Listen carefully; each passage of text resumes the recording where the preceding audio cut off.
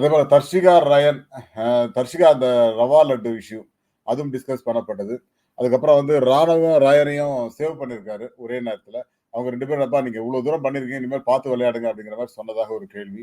அதுக்கப்புறம் Jacqueline again roast Goa gang issue. Goa கேங்கா அடிச்சு துவம்சம் பண்ணுடா அப்படிங்கிற மாரி இறங்கி அடிக்கிறாரு.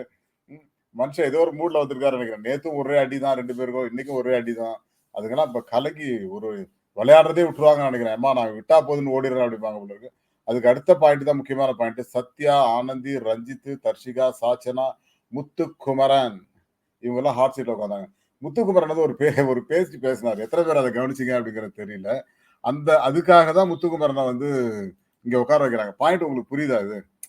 ஒரு விஷயம் புரியுதா உங்களுக்கு? முத்துக்குமரன் நான் தான் வந்து டைட்டில் வின்னர் அப்படின்றத நெனச்சிட்டு இருக்காரு இல்லையா? அதுக்காகவே அவர ஹாட் சீட்ல உட்கார வச்சு ஒரு அடி அடிச்சிருக்காங்க அப்படிங்கிறது தான். அதுக்கப்புறம் ஃபர்ஸ்ட் வந்து